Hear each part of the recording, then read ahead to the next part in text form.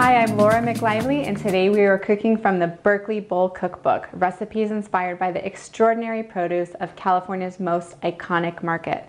This book is all about taking something home that you've never cooked with before and having some fun in the kitchen. So today we're going to do that with lotus root and a recipe I call Spiced Lotus Chips.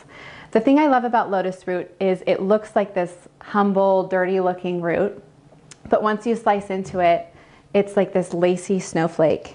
And so we're going to be making these chips and dusting them with a homemade spice mix. There's a sweet and a savory one, so you can take your pick. So lotus root is actually a rhizome, even though we call it a root, which means it's kind of an elongated stem. So if you picture the lotus flower sitting on top of a pond with a lily pad, these lotus roots or rhizomes sit below it, and the reason for these holes is to hold the plant buoyant in the water. So it's really nutritious and high in fiber and lots of vitamins and minerals, and it's also used in its powdered form in Chinese medicine because it has a lot of wonderful health properties. I think it tastes sort of like a nutty, sweet potato, so kind of similar to a water chestnut, where when you cook it, it retains its crispiness and doesn't get mushy like a potato. So to make these chips, we're just going to, we've prepared some acidulated water, so that's water with just a splash of lemon juice or lime juice or vinegar, so that you can put the lotus root slices directly in here and prevent browning. And then we have a pan here, a cast iron skillet with about 1 inch of oil to fry these later, so we want to go ahead and heat that. So to slice these, we're aiming for a thickness about the size of a quarter. So if you're really good with a knife, you can use your own knife at home. If you're not so good with a knife, grab a mandolin, because this ensures a really precise slice with every swipe. So we're just gonna press down. Lotus roots are available at, of course, Berkeley Bowl, but also you can find these at Asian markets. It's a really common vegetable to cook with in Asian cuisine, so it's pretty easy to find.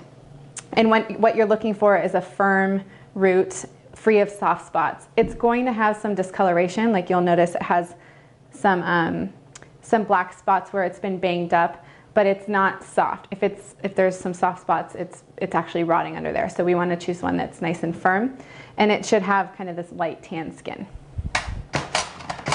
Okay, so our coconut oil is nice and hot. We have this over medium-high heat, and we're going to get ready to fry. So we want to dry the amount of lotus root chips that we think will fit in the pan. So I'm thinking that'll be about 10 or 12. And then bring over the top and dry them off. And while these are drying, I'll tell you what we have in our spice mixture. So the two that I like to use for lotus chips are a savory one, which is some hot paprika, sea salt, pepper, and garlic powder. And then if you're in the mood for something sweet, you can do the cinnamon, allspice, and sugar mixture. And as they cook, they'll kind of float to the top. So we're aiming for a light golden color on each side, and that takes about 1 minute or 2. So when they start to curl and turn a little golden brown, just flip them and make sure they're turning on the other side.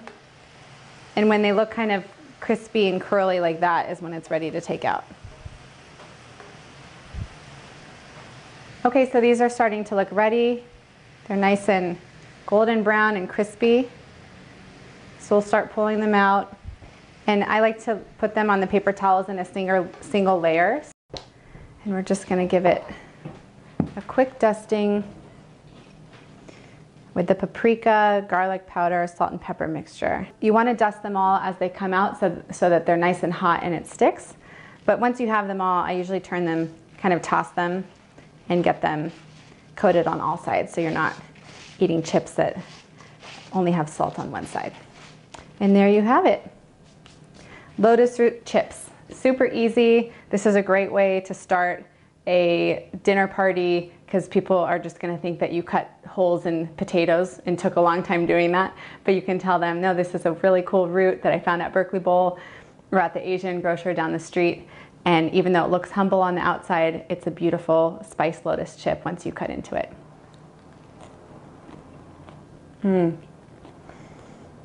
Delish.